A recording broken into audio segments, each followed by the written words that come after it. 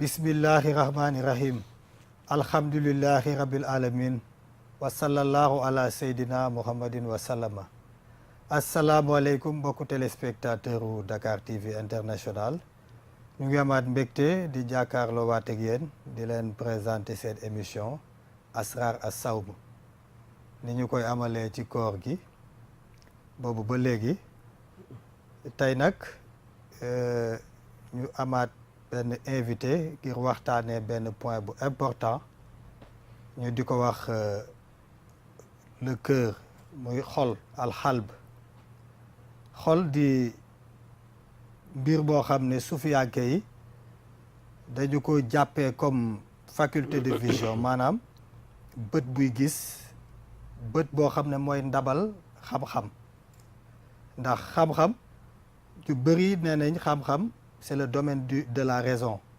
mais sufi yi ñoom xam-xam dañu jàpp ni ndabal xam-xam mooy xol ba tax na seen waxtaan yëpp ci nu ñu def ba setal seen xol la ngir am ay inspiration ay yëg-yëg ay sentiment yoo xam ne mooy seen xam-xam kon ñoom seen xam-xam mbiru baatin la du mbiru zahir tey nag ñu invité waat fii borom xam-xam bu mag bi nga xam ni képp ku miin ëtt émission bi ñuy def di Asrar As-Sawm ak sufiyanke bi ñuy def lu bari miin nga ci Abdallah Fahmi tey mooy suñu invité ngir mu indil ñu ci ay leeral dañuy tàmbali rek ci nuyu ko asalaamaaleykum wa rahmatullah Cheikh Abdallah Fahmi.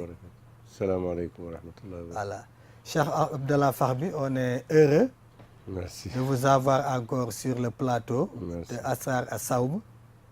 On va entrer directement dans la première question. On a constaté que les soufis, en général, ils parlent du cœur, le rôle du cœur dans le soufisme. Ils disent que le cœur, c'est le support de la connaissance. Ils ont l'habitude de dire qu'ils reçoivent des inspirations dans le cœur. Ils disent que le cœur, c'est le lieu de regard de Dieu. En général, tout leur travail est porté sur le cœur. Qu'est-ce que c'est que ce cœur-là dont ils parlent? Et qu'est-ce qui le différencie de la raison? Salaamu aleykum wa rahmatullahi wa barakatuh. Bismillahi rahmani rahim. Le sujet est très important parce que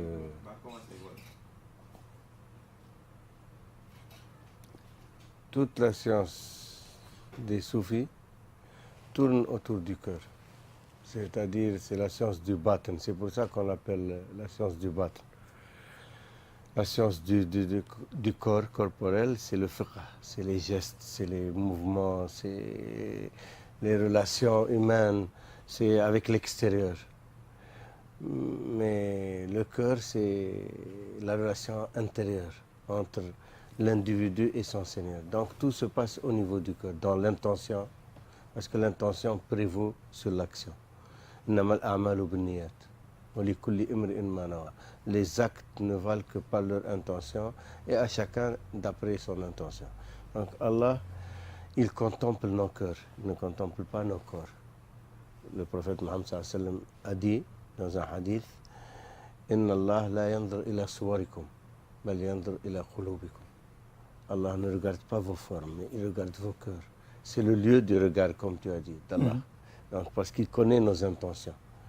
Maintenant, le cœur, qu'est-ce qu'il représente chez les soufis? Il y a eu un débat très ancien, avant même l'islam, depuis les philosophes grecs, sur est-ce que l'intelligence, le siège de l'intelligence, est-ce que c'est le cœur ou c'est le cerveau, l'intellect? L'intellect, c'est où on fait l'intellection, où on réfléchit, où on cogite, où on raisonne, où on spécule. C'est ça la différence de l'être humain avec les animaux. L'être humain, son organisme est comme un organisme animal. Tout ce qu'il y a dans l'être humain, il y a les yeux, il y a l'ouïe, il y a la vue, il y a les mains, les pieds. Tu vois. Mais ce qui différencie l'être humain, c'est qu'il cogite, il réfléchit, il associe les événements, comme il associe les paroles et tout pour les rendre intelligibles. Et c'est l'intellection qui te permet d'inventer, de créer. Alors, est-ce que le siège est dans le cœur ou est-ce qu'il est dans le cerveau? Il y a eu un débat ancien. Donc, des uns préféraient que ce soit le siège dans le cerveau, d'autres dans le cœur. Les soufis, eux, ils pensent c'est dans le cœur. Le siège de l'intelligence, c'est dans le cœur. Mais c'est quoi le cœur? C'est pas le cœur, l'organe corporel de chair qui est là. Non, c'est la faculté. C'est, en langage moderne de nos jours, on peut dire c'est la conscience. Parce qu'à l'époque, on ne parlait pas de la conscience. Mais aujourd'hui même, par l'avancée de la science, et puis on a pu explorer à l'intérieur du corps avec des nouvelles machines comme par exemple l'IRM de résonance magnétique ou comme le scanner, comme on est arrivé à plus pénétrer dans l'organisme humain et à comprendre. Maintenant, il y a des sciences nouvelles, la neurobiologie par exemple, et même il y a des découvertes extraordinaires comme celle de Karl Pribram, qui ont découvert que le cerveau, il fonctionne comme un hologramme. Donc c'est pour ça qu'on dit où est stockée l'information dans l'être humain. Quand on décortique le cerveau, où est-ce qu'on va trouver l'information? Où est-ce qu'il fait les associations? Donc on a découpé les aires du cerveau pour voir les fonctionnements. L'une, elle sert pour la cognition, l'air pour le mouvement, parce qu'on ne fait pas un geste sans que l'ordre vienne du cerveau. Donc on a décortiqué un peu, mais finalement, Karl Pribram a prouvé que le cerveau fonctionne comme un hologramme. C'est-à-dire le tout, il est réuni en un point. L'hologramme, par exemple, tu prends une photo qui est faite avec un hologramme, holographique, tu la coupes en 1000 morceaux, tu prends un seul morceau, tu restitues toute l'image. Donc c'est ça les propriétés de l'hologramme. Et le cerveau, c'est comme ça. En exemple, par exemple, dans un langage moderne, tu as vu, par exemple, tu peux stocker les informations de toute une bibliothèque dans une puce. C'est comme ça, on a à l'intérieur de l'organisme des points qui stockent l'information entière. Les images que tu as vues dans ta vie, les souvenirs qui reviennent, les livres que tu as lus, que tu mémorises, le Coran, les hadiths, tout cela, ils sont stockés où? Ici. Comme dans une puce. Donc on a à l'intérieur de l'organisme, et c'est ça ce qu'on dit la conscience, ce qu'on dit le cœur, ce qu'on dit, on le nomme différemment. C'est des noms différents qu'on donne à un phénomène qu'on ne comprend pas encore très bien. Donc on ne peut pas dire exactement ce que c'est, mais finalement, les soufis, ils sont plus avancés que les autres dans cela, parce que tout leur travail, c'est une introspection intérieure. C'est pour ça qu'ils parlent du bat. Eux, ils font une plongée à l'intérieur d'eux-mêmes. Ils font des comptes à eux-mêmes. On appelle ça l'introspection. Et puis, maintenant, ils découvrent à l'intérieur d'eux-mêmes des facultés que les autres ignorent. Par exemple, les savants exétoriques qui connaissent que le ilm dhahr, qui apprennent dans les livres, dans les écoles, avec une méthodologie. Ils ne comprennent pas ces choses qui se déclenchent chez les soufis. C'est des supra-rationnels. Parce qu'il y a la raison. Par exemple, les philosophes, ils s'arrêtent à la raison. Les savants aussi, c'est la raison, la logique. Mais les soufis ont des facultés suprarationnelles qui leur permettent de recevoir des inspirations. Oui, mais justement, c'est cette faculté que les soufis citent comme le cœur.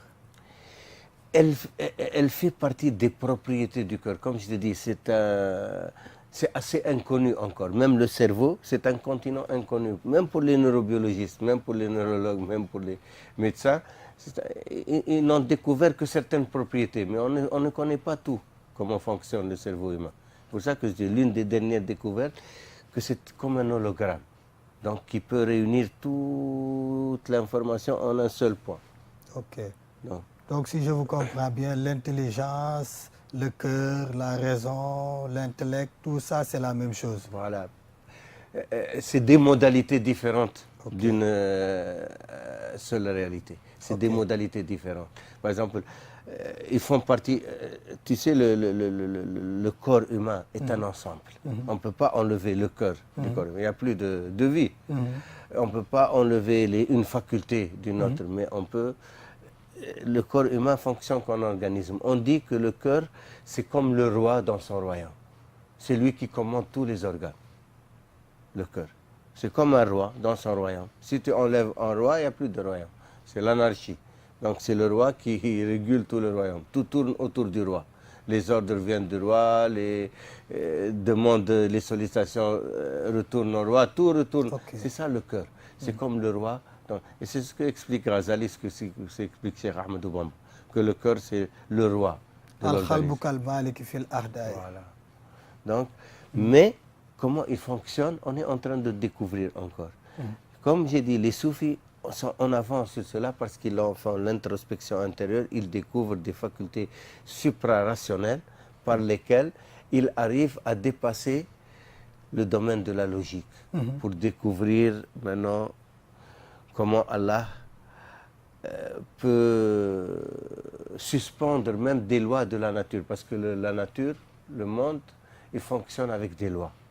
Des lois précises. Mais celui qui a appelé les lois peut les suspendre à tout moment. C'est ça qui arrive, les miracles des prophètes, les karamats des awliya. Maintenant, ceux qui s'arrêtent à la raison, ils recusent même les karamats ou les magies. Ils essaient de leur donner un contenu rationnel. Pour eux, ce n'est pas logique. Par exemple, tu dis, Moïse a fondu la mer. C'est une façon de dire, il a touché la mer, là, il est passé à pied sec. Donc ils sont passés à pied sec. Ce n'est pas que la mer s'est fondue. Abraham, on ne l'a pas jeté dans le feu, c'est la colère de Namroud qu'on symbolise. Donc ils trouvent une rationalisation au karamat. Donc c'est ce qui sont rationnels. Tout ce qui dépasse, tout ce qui est suprarationnel, ils le refutent. Voilà, parce que pour eux, ils n'imaginent pas qu'il y a suprarationnel. Ils pensent irrationnel. Voilà, justement c'est les soufis qui parlent du suprarationnel. C'est des sciences qui viennent du cœur. Voilà, donc pour eux, le cœur, c'est la faculté qui permet d'appréhender ce qui est transcendant. Voilà, tu as bien dit, c'est une faculté. Voilà. Voilà, ce n'est pas un organe, c'est une faculté. Et qui a des modalités diverses. Et si dans chacun de nous, elle s'épanouit et elle se réalise d'une façon différente d'après le niveau de réalisation de chacun. C'est pour ça qu'il y a certains saints qui arrivent maintenant, quand ils contrôlent les pouvoirs qu'ils ont en eux, ils peuvent agir sur les événements dans la création. Parce que l'être humain est khalife d'Allah sur terre. Allah l'a créé comme vocation de khalife sur terre. Donc il a mis en lui des pouvoirs. Même le Coran, quand il parle de la majorité, il dit qu'ils ne sont pas doués de cœur. Oui, de raison, d'intelligence. Voilà. Il dit même que n'ont-ils pas voyagé afin d'avoir des cœurs pour comprendre. Donc beaucoup de gens, s'il parle de cœur, il parle de cette faculté suprarationnelle. C'est cette faculté qui te permet de percevoir les choses qui sont pas du domaine sensible. Et de communiquer avec ton Seigneur. Voilà, c'est le lieu de communication. Voilà, qui te permet d'apprendre, d'accéder dans le malakout, dans le monde suprarationnel. Voilà. Le malakout, même l'être humain, le malakout, il est en nous. En nous, il y a l'ange. Mais on n'est pas il y a le démon. Donc l'enfer, le paradis, aussi on le porte en nous. On porte notre propre enfer et notre propre paradis. L'ange et le démon, il est en nous. Donc le démon, il t'inspire, il te susurre les mauvaises choses. C'est pour ça qu'on fait des péchés.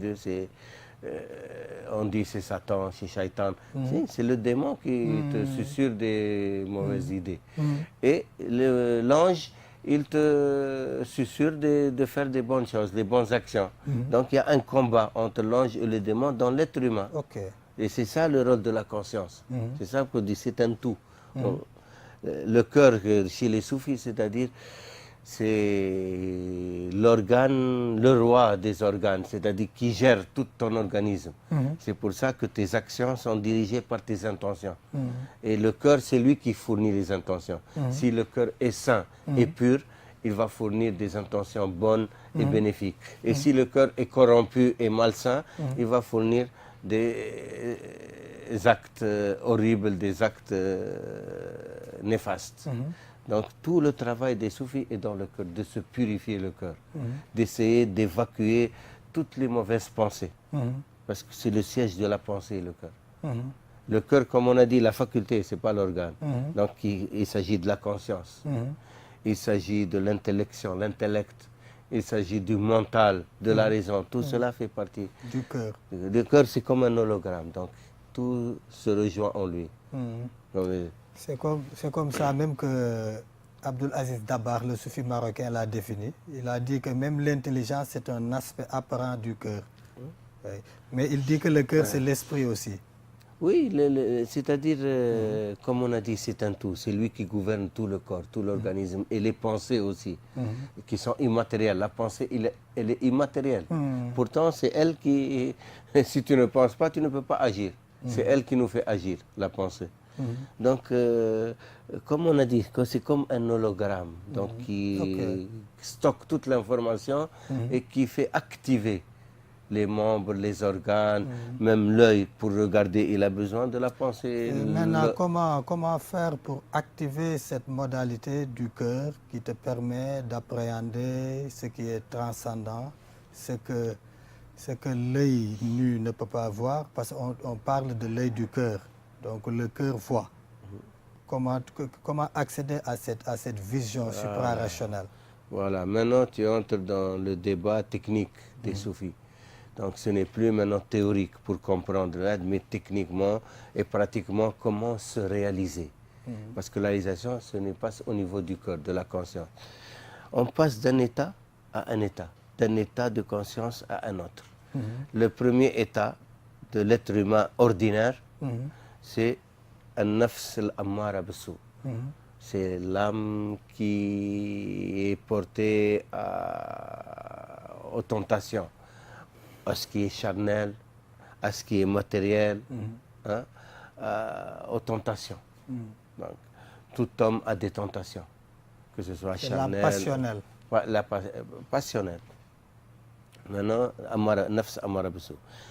On retourne, nafs aussi, ça fait partie de la même chose.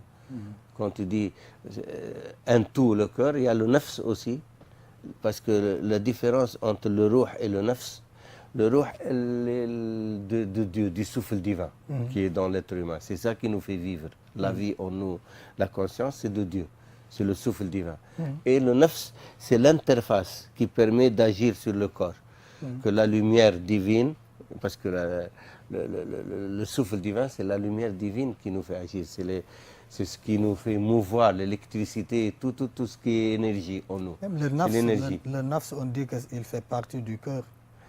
Voilà, c'est pour dire, nous, on leur donne des noms. On dit le cœur, on donne nafs, c'est des noms qu'on leur donne, mais il faut comprendre ce que c'est. C'est tout un système. Nous, on est un système. Donc, le nafs, c'est l'interface qui permet de communiquer entre le corps et le ruh. Et c'est cet état de conscience qui te permet d'aller d'un état à un autre. Un nafs al-ammara bis-sou, donc celle qui est portée aux tentations. Et si tu as une conscience plus élevée encore, tu sais pourquoi tu es là. Parce que les trois questions fondamentales que se pose l'être humain, d'où on vient, où l'on va et pourquoi on est là. D'où on est, d'où on vient, où on va demain, après cette vie. Et pourquoi on est là, qu'est-ce qu'on fait sur Terre. C'est ça les questions fondamentales. Donc maintenant, quand quelqu'un prend conscience qu'Allah, il n'est pas un animal, il n'a pas créé l'être humain comme un animal qui boit, qui mange, qui fait du sexe et c'est fini, comme un animal. Non, l'être humain a une vocation. Donc il commande à prendre conscience qu'il ne vit pas seulement pour manger, boire et faire l'amour. Là, tu as nafs lawama, blâmable. Donc là, quand tu fais quelque chose que tu ne dois pas faire, tu te blâmes. Ton âme te blâme. Donc maintenant, tu sais que Allah a donné des ordres, des commandements et a posé des interdits. Si tu fais les commandements d'Allah, tu es satisfait. Si tu fais des choses contraires à la volonté d'Allah ou des interdits d'Allah, ta conscience te blâme.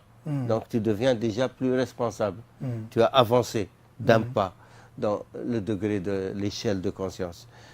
C'est nafs al-amara bisu. Après, c'est nafs lawama. Blâmable. Après, tu avances encore, c'est nafs al-mulhama, intuitive. Maintenant, tu connais le mal et tu connais le bien. Tu connais ce que Allah a ordonné et ce qu'Allah a interdit. Tu es porté instinctivement vers ce que satisfait Allah, vers les choses bénéfiques. C'est ça l'âme intuitive. Donc tu es intuitivement porté vers le bien. Déjà, tu es sauvé. Tu es allé dans une autre échelle. Maintenant, tu vas entrer dans le domaine spirituel parce que tu es déjà intuitivement porté vers le bien. Maintenant, si tu avances encore dans un état de conscience plus avancé encore, ça devient une âme pacifiée. Nafs mutma'inna. Nafs mulhama, nafs mutma'inna, pacifiée. Donc, tu ne fais que ce qui est bien et peut-être si tu glisses ou tu trébuches, tu te ressaisis, tu fais ton tour parce que tu connais la direction. Et puis ton âme ne peut trouver sa satisfaction et sa paix que quand elle fait du bien. Donc déjà, tu es arrivé à l'état d'équilibre. Maintenant, après, nafs radhiya, qui est satisfaite de ce que Allah lui a accordé. Il ne dispute plus le degré divin. Donc tu es satisfait que ce soit dans le bonheur ou dans le malheur. Si c'est du bonheur, tu rends grâce. Si c'est du malheur, tu es patient. Nafs mardhiya, qu'Allah a agréé. Radhiya, mardhiya, Allah a agréé. Là, tu es toujours heureux dans le bonheur ou dans le malheur. Quand c'est du bonheur, tu rends grâce. Quand c'est du malheur, tu rends grâce. Parce que tu sais qu'Allah, il connaît mieux que toi ce qui est bon pour toi. S'il te fait passer par des malheurs, c'est pour ton bien. Pour te montrer quelque chose ou pour t'élever ou pour t'éviter certaines choses plus graves ou pour t'éprouver. Donc tu vis avec la satisfaction d'Allah. Tu es satisfait en toute occasion, en toute opportunité, en toute circonstance. Et la dernière étape, et la septième, c'est nafs al-kamila, l'homme parfait. Et ça, c'est rare ce qui arrive. C'est l'homme parfait qui devient l'image du Seigneur, du miséricordieux. Parce qu'Allah a créé l'homme à son image. Mais à son image, ça ne veut pas dire la forme. C'est le cœur, c'est là on revient au cœur. Ça veut dire, parce qu'Allah dit, La tasi'uni samawati wa la ardi wa yasi'uni qalbu abdil mu'min. Ne peuvent me contenir ni mes cieux ni ma terre, mais peut me contenir le cœur d'un de mes serviteurs fidèles. Donc ton cœur, il devient un lieu théophanique pour Allah. Allah, il se reconnaît. Un miroir où Allah se contemple. Ça me pousse à la question que je voulais te poser. C'est là que le cœur devient le trône d'Allah. Voilà. Parce qu'on dit que le cœur du croyant est le trône. Oui, Arshul Insan, sa poitrine, sadr et le piédestal. Qalbul Insan, Arshul Rahman. Le cœur de l'humain est le trône du divin. Quand il est purifié, quand tu l'as préparé, parce que quand tu vas recevoir un invité de marque, tu vas te préparer. Tu vas préparer les bernets, tu vas nettoyer la maison, tu vas le recevoir dans les meilleures conditions. Si c'est un invité, imagine si c'est le roi ou ton cheikh que tu reçois. Alors imagine Dieu, tu vas recevoir dans ton cœur. Tu dois faire nettoyer. Allah n'entre pas dans un cœur où c'est pas pur, où il n'y a autre que lui. Il faut qu'il y ait le vide total. Allah ne s'installe que dans le cœur où il y a un vide total. Tu as vidé ton cœur de tout. Le cœur pur qui n'a pas d'orgueil, d'ostentation, ni de cupidité. L'amour, Dieu te et puis qui ne pense pas à autre chose qu'à Dieu. Parce qu'Allah il n'accepte pas qu'on lui associe quoi que ce soit. Donc dans ton cœur, il doit avoir que de la place pour Allah. Cette station est difficile. Très difficile, c'est la plus difficile. C'est l'ultime station, c'est l'insan kamil, l'homme parfait. Qu'Allah maintenant, c'est lui qui le met en exemple devant les humains. L'homme parfait par excellence, c'est le prophète Mohammed sallallahu alayhi wa sallam. Et vous avez en le prophète d'Allah le meilleur exemple. Donc il faut qu'on soit à l'image du prophète Mohammed sallallahu alayhi wa sallam. C'est pour ça que les soufis parlent de la haqiqa muhammadiyya, de la réalité mohammedienne, des caractéristiques, al-akhlaq al-nabawiyya, les caractères. Il faut acquérir les caractères du prophète. Identifier au prophète. Oui, tu t'identifies au prophète, c'est pour effectivement arriver à la perfection.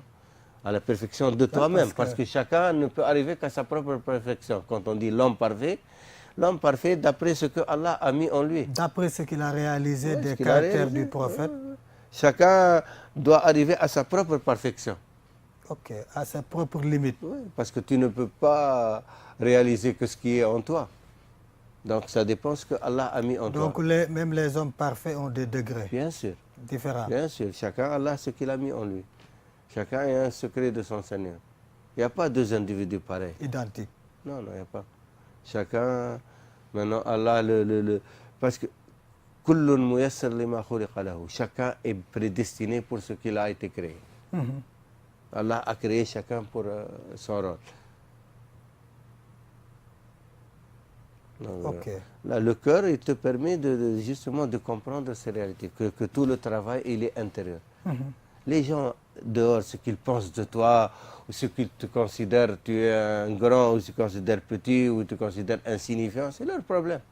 L'essentiel, c'est ce que Allah, comment il te considère. Et cette connaissance intérieure est très importante parce qu'en général, les savants qui n'ont pas cette connaissance ésotérique, tu trouves des fois qu'ils sont orgueilleux, qui aiment qui sont imbus de leur personne, alors que les gens du cœur, en l'occurrence les soufis, ils sont en général humbles.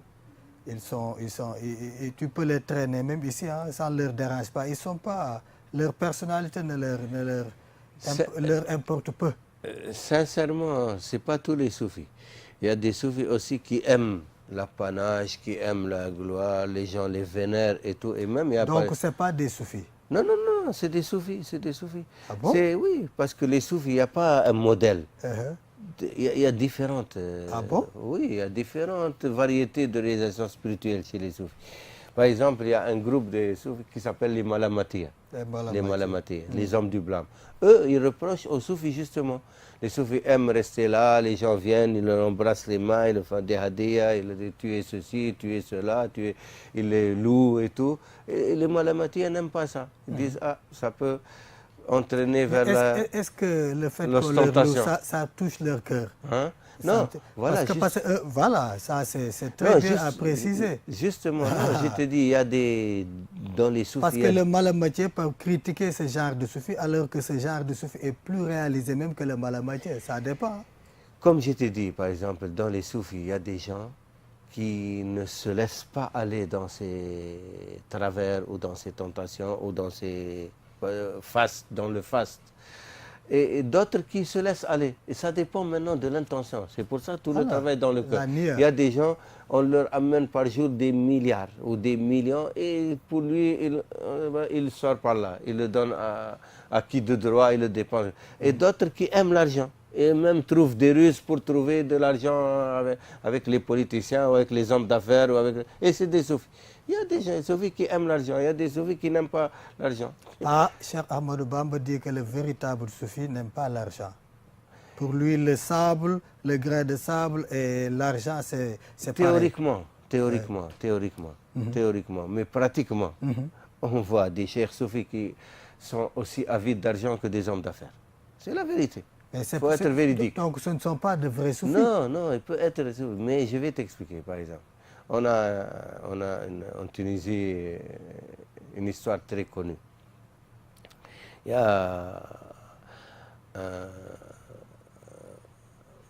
pêcheur, il travaille dans la mer, il pêche les poissons. C'est un grand saint au Maroc. Il a des disciples. Il ramasse tous les jours, il divise en trois sa pêche, une pour sa famille, une il le vend au marché et l'autre pour ses disciples, il mange.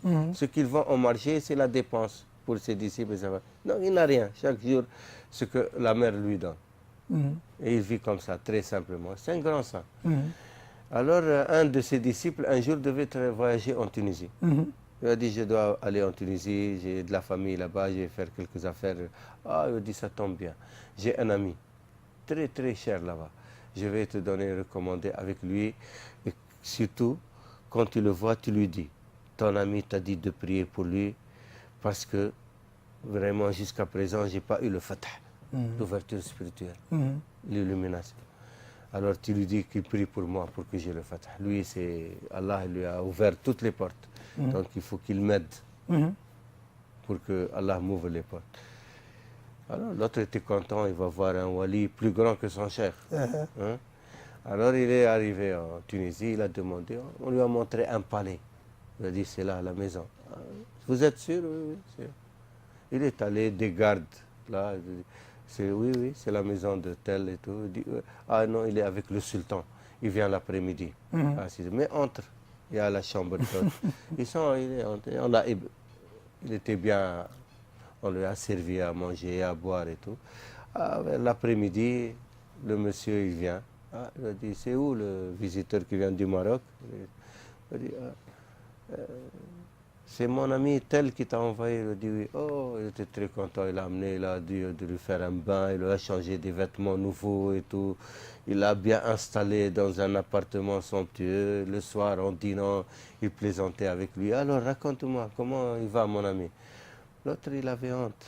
Il dit, il travaille dans la mer, il pêche les poissons avec sa famille, avec ses talibés et tout, et tout. Alors, il t'a rien recommandé, il t'a rien dit pour me dire, tu n'as pas dit quelque chose à me dire. L'autre avait été un peu gêné. Il m'a dit, il veut que tu pries pour lui, pour qu'Allah lui ouvre les portes, parce que jusqu'à présent, il n'a pas eu le fatah, d'après ce qu'il a dit. Ah oui, d'accord. Il a dit, moi, demain matin, je t'appelle au réveil. Le matin, il a appelé, il lui a donné des hadiyas et tout. Il a dit, ça c'est pour toi, pour ton voyage, ça te ramène à ton cheikh. Hein? Et pour son doigt, tu lui dis-lui, jusqu'à quand l'amour de ce bas monde est encore dans ton cœur? Sors l'amour de ce bas monde de ton cœur et Allah va t'ouvrir toutes les portes.